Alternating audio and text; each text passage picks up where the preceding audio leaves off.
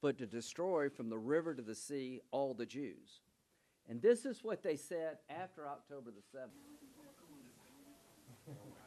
Withholding weapons makes it very difficult, if not impossible, to get American hostages back and Israeli hostages back because you're incentivizing bad behavior. Withholding weapons makes Iran stronger, not weaker. Withholding weapons in the most just war since World War II makes Saudi Arabia more doubtful. The consequences of this decision, Mr. President, are going to change the region and the world for all the worse.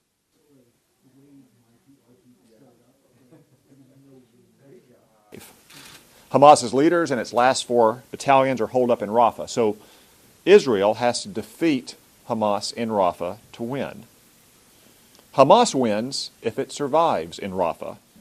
And Joe Biden has threatened to withhold weapons from Israel for fighting in Rafah. Therefore, Joe Biden objectively favors a Hamas victory over Israel.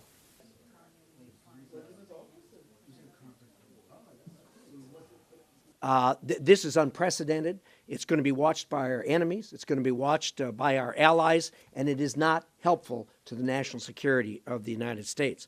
More importantly, what the administration claims to be trying to do is to reduce the collateral damages when Israel goes into Rafah. And they are going into Rafah. They've said they're going in with or without anybody else's help.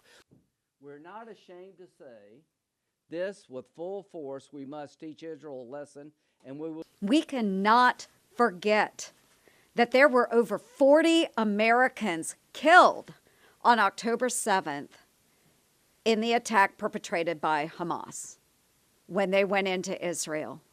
We have 8 Americans that are being held by Hamas, 3 of whom we know are deceased. 5, God willing, are still alive.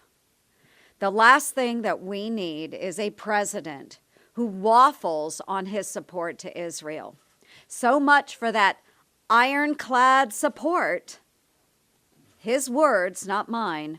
Hamas, after October 7th, telling Israel, we're coming for you again, again, and again. Now,